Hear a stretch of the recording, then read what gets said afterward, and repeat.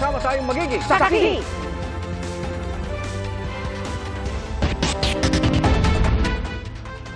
Napatakbo ang ilang saksi sa pag-uho ng bahagi ng bundok sa may Halsema Highway sa Atok, Benguet, bunsod ng pag-uulang dala ng habagat at ng Bagyong Enteng. Ang highway na ito ang nag-uugnay sa Benguet at Mountain Province. Isang lane ang binuksan muna sa trapiko habang patuloy ang cleaning operations ng DPWH.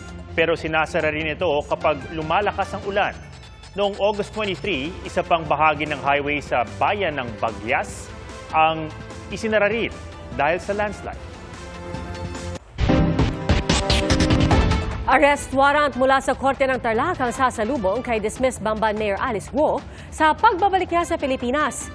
Pasado alas 8 ng gabi na makaalis siya sa Indonesia. Bukas sinasang dadalhin si Alice Guo sa Senado kung saan unang naungkat ng mga tanong ukol sa kanyang pagkakakilanlan at koneksyon sa Pogo sa Bamban, Tarlac. Mula sa Pasay, saksi live si Rafi Tima. Rafi? Pia, Atom, pasado 1:30 na madaling araw, inaasahang darating dito sa NAIA si dismissed Mayor Alice Guo.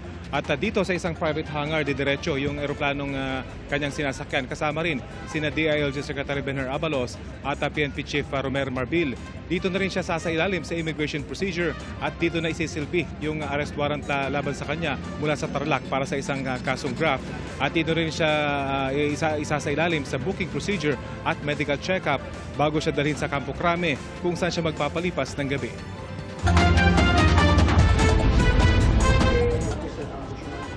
Sa PNP Custodial Center, inaasang magpapalipas ng magdamag si dismissed Bamban Mayor Alice Guo pagbalik niya sa Pilipinas mula sa Indonesia. Bukas siya dadalhin sa Senado kung saan may arrest order siya dahil sa ilang beses na di pagsipot sa mga hearing. Sa Senado, unang naungkat ang mga kwestiyon sa pagkakakilanlan ni Guo habang sinisiyasat ang kanyang pagkakaugnay sa niraid na Pogo sa Bamban, Tarlac na umuupa sa Baofu Land kung saan naging incorporator si Alice Guo. Pero ang iginigit noon ni Guo, ibinenta na niya dati ang kanyang share sa Baofu. Hindi po ako konektado, hindi po ako operator, hindi po ako protector o cutler po ng Pogo.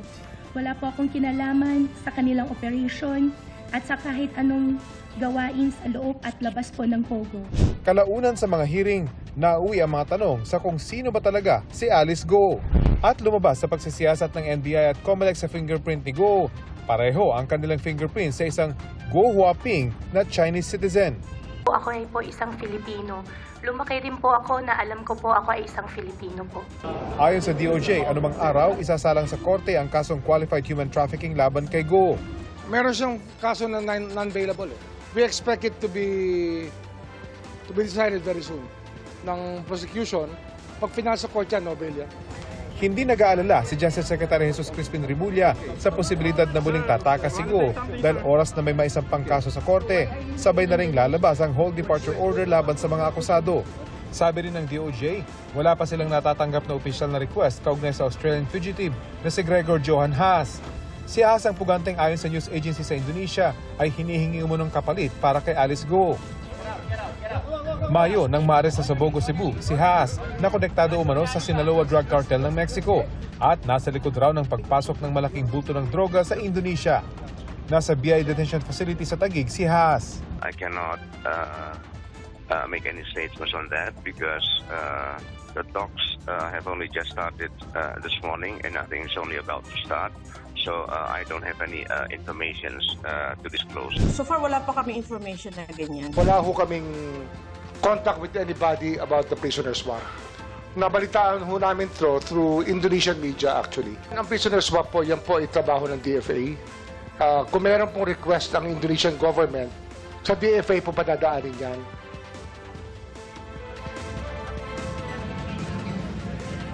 Pagdating dito ni dismissed Mayor Guo, madaling araw mamaya, pagkatapos ng kanyang booking procedure, pagkatapos isilbi yung kanyang arrest warrant at pagkatapos ng kanyang medical check-up, inaasa magkakaroon ng press conference kung saan inaasang ididetalye kung paano siya natuntun at naaresto.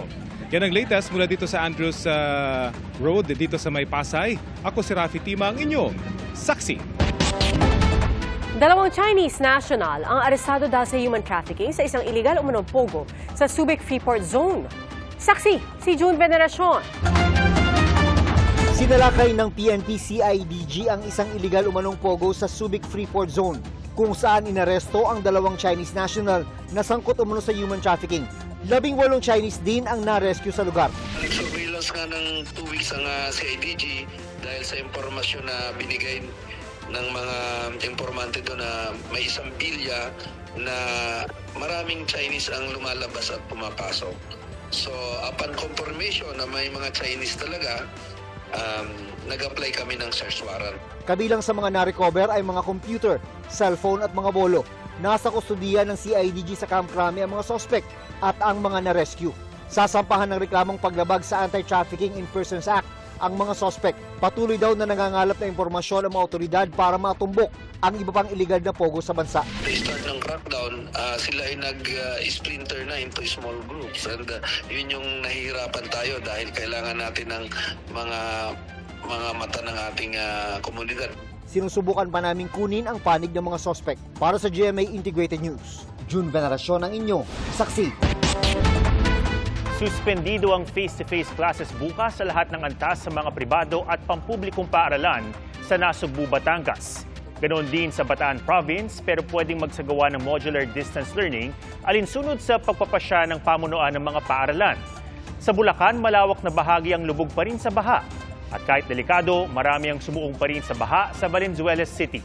Saksi, si Marisol Abduraman.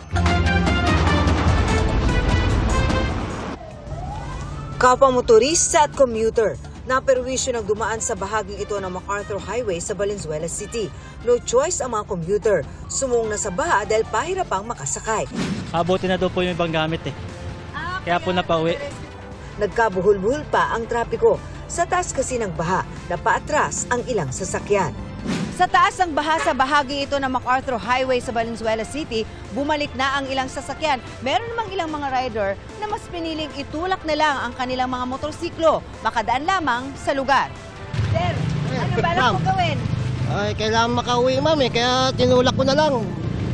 So hindi mo na paandarin? Ay, hindi ka naman, baka mamaya pasukan ng tubig. Babalik na lang ako sa maliit kasi motor ko, hindi kaya. Baka tumirik. Lubog din sa baha ang isang simbahan sa Polo. Sa barangay Poblasyon naman, hanggang hita ang tubig. Sanay na raw sa baha ang mga nakatira rito, pero mahirap pa rin daw ang ganitong sitwasyon. Mahirap talaga. Sige, unang-una sa hanap buhay. Mahirap kasi magugutom tayo pag hindi tayo lumusong Delikado naman po. Kaya lang kailangan talaga. Kasi wala po kaming kakainin. Lubog pa rin sa baha ang 72 barangay sa lalawigan ng Bulacan ayon sa PDRRMO. Gaya na lang sa Barangay Lawa sa May Kawayan. Ang ilang taga Marilao naman, 4 na araw nang kasama ang mga basurang palutang-lutang sa baha. Tuwing umaaparo kasi ang Marilao River, nagdadala ng tubig ang mga basura papunta sa mga kalapit na barangay. At dahil mababaw ang ilog, madali itong umapaw, gaya na lang tuwing panahon ng habagat. Lubog din sa baha ang mga bayan ng Giginto at Balagtas.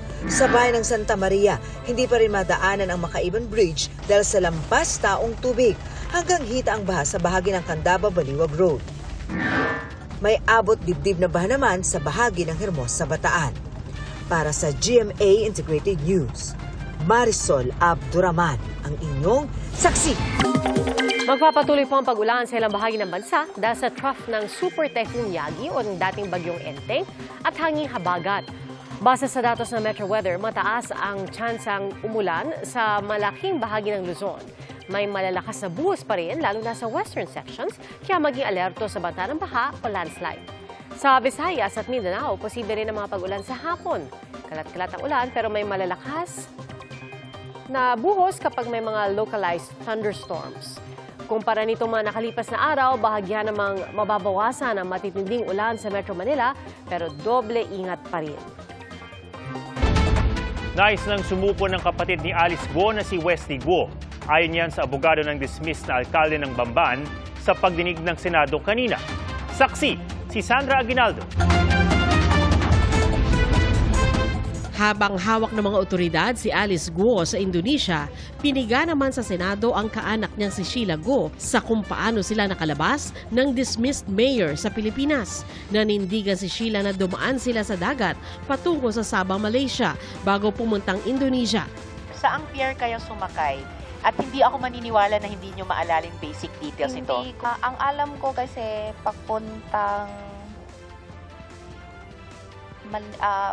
dumaan kami sa Manitawag ng toll gate papunta Skyway. Dumaan kayo saan? Sa toll gate ng Manitawag. Balintawak? Pagpuntang Skyway. Tapos? Diretso na yun. Hindi ko alam kung saan na yun. So, pa-south kayo? Hindi ko alam. Alam na namin yon. Ang hirap paniwalaan actually na tatlo kayo, nina Alice, bilyones ang pera ninyo, pinaghahanap ng buong bansang Pilipinas, i-expose nyo ang sarili nyo sa ganyang delikadong biyahe sa dagat. Dahil nasampahan na si Sheila ng reklamong money laundering, may paalala ang isang senador. Gusto lang namin paalala sa'yo, yung 87 counts, isang kaso mo pa lang yon. Napakadami pa na susunod. Hindi kami naniniwala sa istorya na binebenta mo sa amin. Hindi namin bibilhin yung mga sinasabi mo at lalo kang madidiin. Sabi ng Anti-Money Laundering Council, karamihan ng mga transaksyon sa mga accounts ni Alice ay daan-daang milyong pisong cash na hindi tugma sa kanyang kita. This is the bigger crime. Putting up a building that we don't know how the money came in. Yun ang aking punto. And I'll show that the same phenomena in Porac. So ang punto ko, nalalampasan tayo ng money launderers na hindi natin alam. Inusisa rin ng mga senador ang law enforcement agencies kung paano nakapuslit sina Alice at kung posibleng nag-private plane ang grupo. Ayon sa Civil Aviation Authority of the Philippines, wala sa manifest ng mga private plane ang pangalan ni Alice at mga kasama nito. Ininspeksyon naman umano ng PNP, Bureau of Immigration at Bureau of Quarantine ang lahat ng pasahero ng private plane kung tugma sa manifesto. Humarap din sa Senado ang kinatawan ng Emon Pulo Beach Resort sa Zambales kung saan umano namataan si Alice nitong Hulyo. Siya po yung front desk po namin sa Emon Pulo. So baka siya po yung napagbibintangan na nagpunta po ng Emon Pulo. Pero noong nakaraang taon, naging bisita umano nila ang grupo ni Alice bagamat wala umano siyang kaugnayan doon. Sila nag-swimming and then nag-land din po yung helicopter nila doon. And then siguro po mga 2 o 3 balik po yung helicopter with I think mga 20 plus po sila. Inireklamo pa ng kinatawan ng resort ang kawalan umano ng search warrant ng PAOK na dumating sa resort nitong Agosto kaugnay ng umano'y Alice sighting. Paliwanag ng PAOK, may mission order sila mula sa Bureau of Immigration. During the last public hearing po ng subcommittee, we already recanted, so to speak, our information.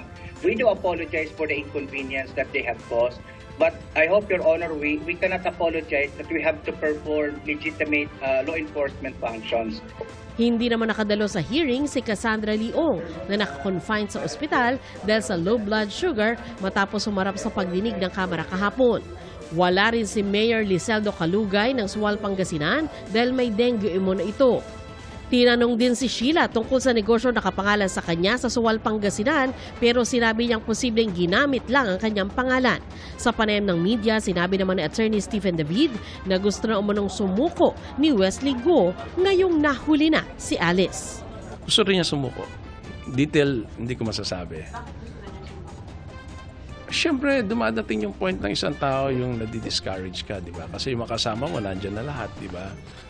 Para sa GMA Integrated News, Sandra Aguinaldo, ang inyong saksi.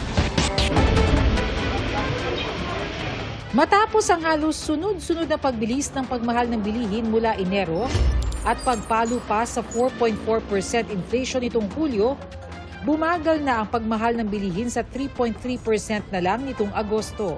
Nakahila ang pagbagal ng pagmahal ng pagkain tulad ng bigas at pagbagsak ng presyo ng ilang gulay at isda, nakatulong din ang pagbagsak ng presyo ng langis at pamasahe sa barko. Gayunman, ayon sa Philippine Statistics Authority, asahang may epekto ang sunod-sunod na sama ng panahon sa presyo ng ilang produktong pang-agrikultura. Ikinatuwa naman ni Pangulong Bongbong Marcos ang pagbaba ng inflation na bunga raw ng mga konkretong hakbang ng kanyang administrasyon. Mga opisyal ng Pilipinas at China nagkasundo na ituloy ang pag-uusap matapos ang sunod-sunod na agresibo at delikadong mga aksyon ng China Coast Guard sa West Philippine Sea. Ayon kay DFA Secretary Enrique Manalo, China ang mag-host ng susunod na round ng bicameral consultations mechanism. Gaganapin ito sa Beijing ngayong buwan. Cesar Chavez itinalaga bilang bagong Secretary ng Presidential Communications Office.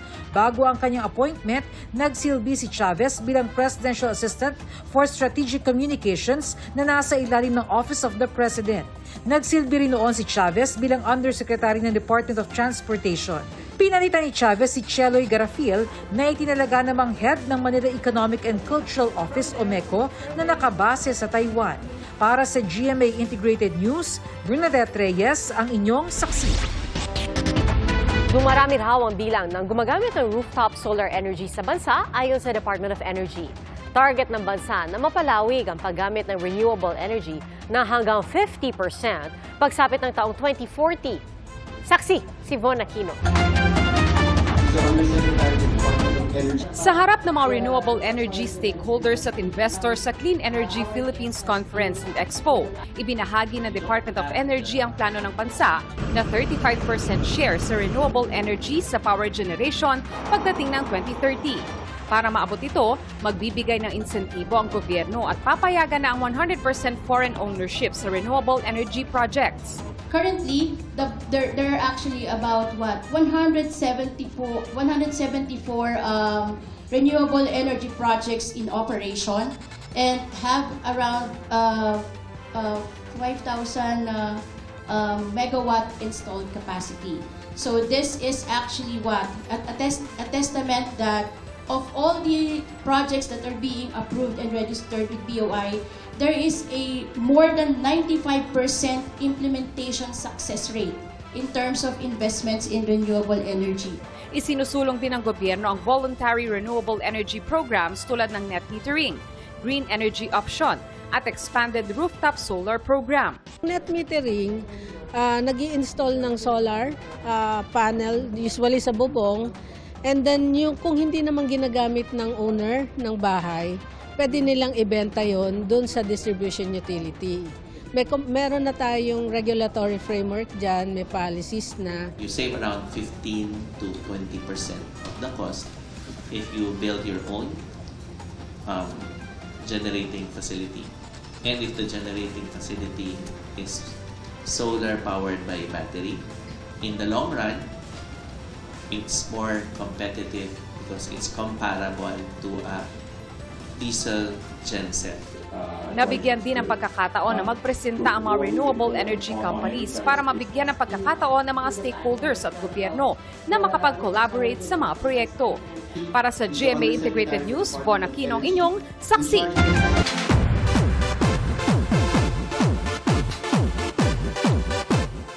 Attention, New Jeans fans! Dahil narito ang K-pop girl group sa bansa. Sa kuha ng NAIA, spotted ang girls sa airport na fresh from South Korea. Nasa bansa ang K-pop group para sa ginanap na Ultimate Fandom Concert sa Pasay City. Ilang hit songs ang pinerform ng grupo gaya ng How Sweet. Last year, bumisita sa Pilipinas ang New Jeans para sa 2023 Asia Artist Awards.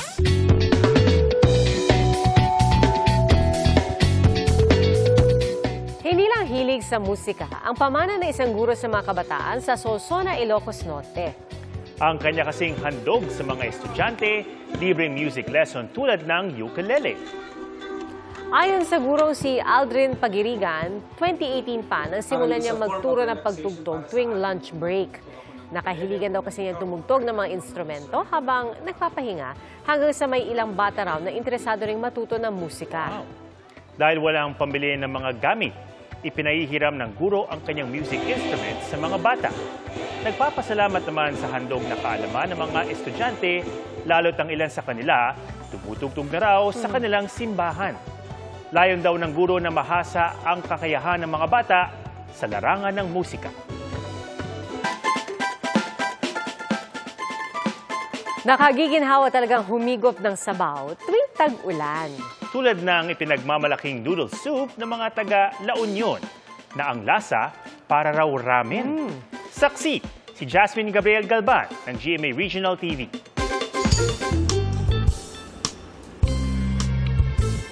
Ang tag-ulan, hindi lang cuddle weather ang dulot nitong lamig. Pwedeng pawiin ng mainit at kumukulong sabaw. At kung nasa La Union kayo, solve ang sabaw cravings sa ipinagmamalaki ng bayan ng Sudipen, ang Mickey Niladit. Ang sabaw nito, creamy, parang ramen, dahil mula ito sa pinakuloang buto ng baboy. Unique po siya. Kapag malapot na ang sabaw, pwede nang ilagay ang Niladit noodles.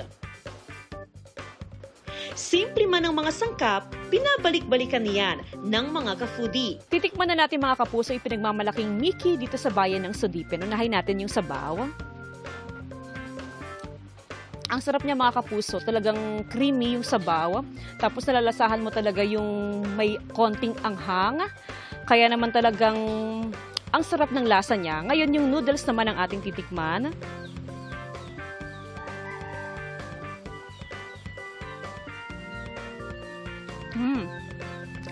Ang lambot ng noodles mga kapuso.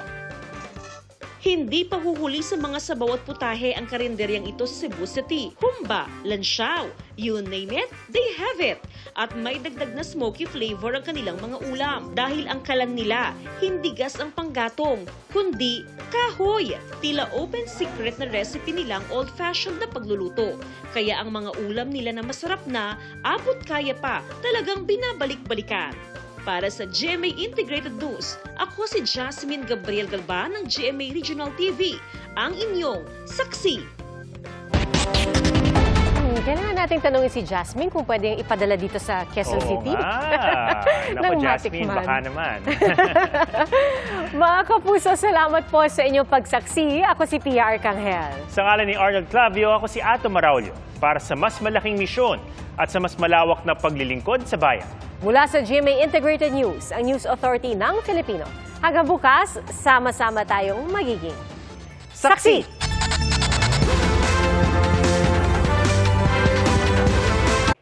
Mga kapuso, sama-sama tayong maging saksi. Mag-subscribe sa GMA Integrated News sa YouTube at para sa mga kapuso abroad, samahan niyo kami sa GMA Pinoy TV at sa www.gmanews.tv.